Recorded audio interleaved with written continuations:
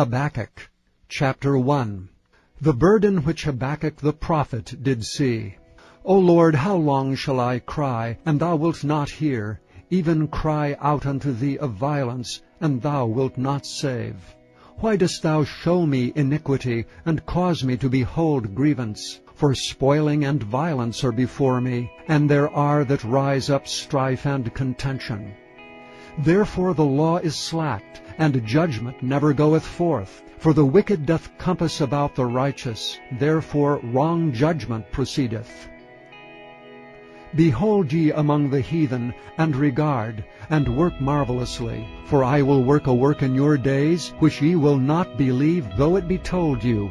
For lo, I raise up the Chaldeans, that bitter and hasty nation, which shall march through the breadth of the land, to possess the dwelling places that are not theirs. They are terrible and dreadful.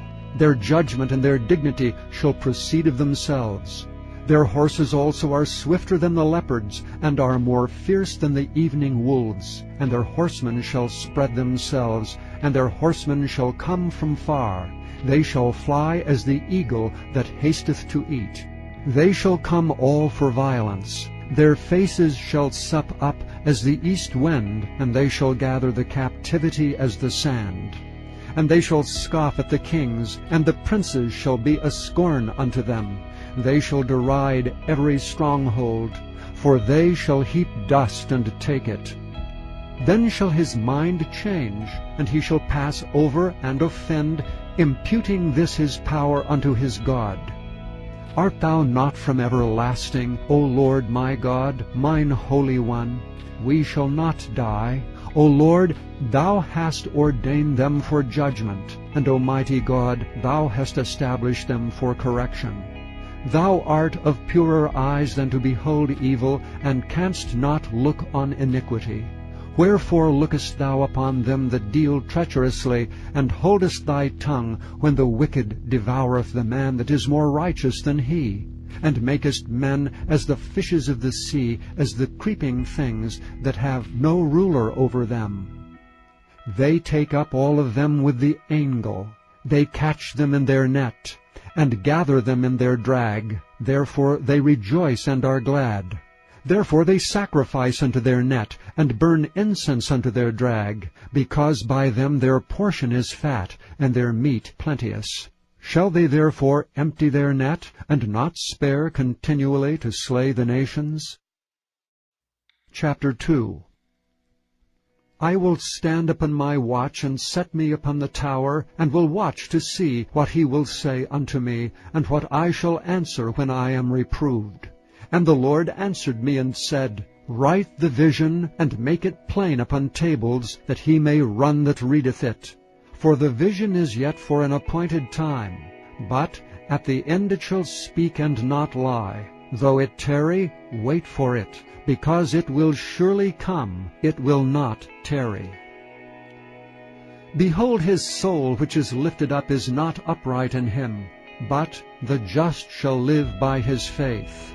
Yea, also because he transgresseth by wine, he is a proud man, neither keepeth at home, who enlargeth his desire as hell, and is as death, and cannot be satisfied, but gathereth unto him all nations, and heapeth unto him all people. Shall not all these take up a parable against him, and a taunting proverb against him, and say, Woe to him that increaseth that which is not his! How long? And to him that ladeth himself with thick clay. Shall they not rise up suddenly that shall bite thee, and awake that shall vex thee, and thou shalt be for booties unto them? Because thou hast spoiled many nations, all the remnant of the people shall spoil thee, because of men's blood, and for the violence of the land, of the city, and of all that dwell therein. Woe to him that coveteth an evil covetousness to his house, that he may set his nest on high, that he may be delivered from the power of evil. Thou hast consulted shame to thy house by cutting off many people, and hast sinned against thy soul. For the stone shall cry out of the wall, and the beam out of the timber shall answer it. Woe to him that buildeth a town with blood, and establisheth a city by iniquity. Behold, is it not of the Lord of hosts, that the people shall labor in the very fire, and the people shall weary themselves for very vanity? For the earth shall be filled with the knowledge of the glory of the Lord, as the waters cover the sea. Woe unto him that giveth his neighbor drink, that puttest thy bottle to him, and makest him drunken also, that thou mayest look on their nakedness. Thou art filled with shame for glory. Drink thou also, and let thy foreskin be uncovered. The cup of the Lord's right hand shall be turned unto thee, and shameful spewing shall be on thy glory. For the violence of Lebanon shall cover thee, and the spoil of beasts, which made them afraid because of men's blood, and for the violence of the land, of the city, and of all that dwell therein. What profiteth the graven image, that the maker thereof hath graven it? The molten image, and a teacher of lies, that the maker of his work trusteth therein, to make dumb idols? Woe unto him that saith to the wood, Awake! To the dumb stone, Arise, it shall teach.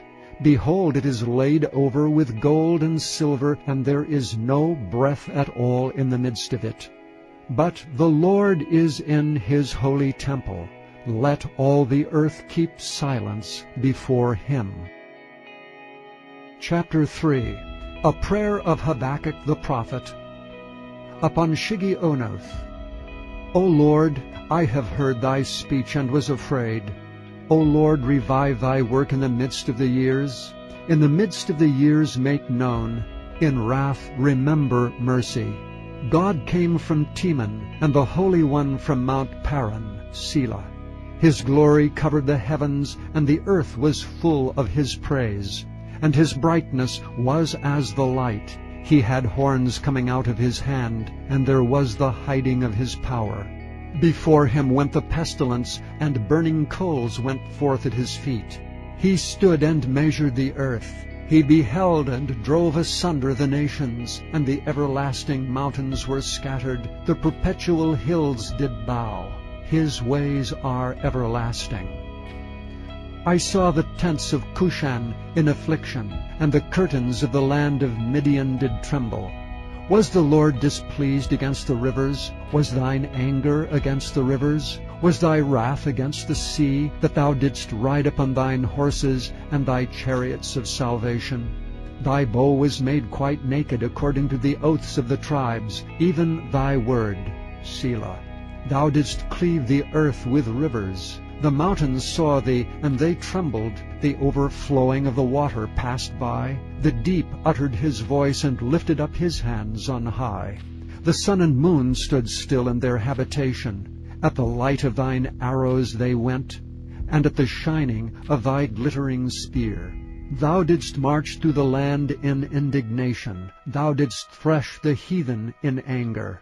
Thou wentest forth for the salvation of thy people, even for salvation with thine anointed. Thou woundest the head out of the house of the wicked, by discovering the foundation unto the neck, Selah. Thou didst strike through with his staves the head of his villages.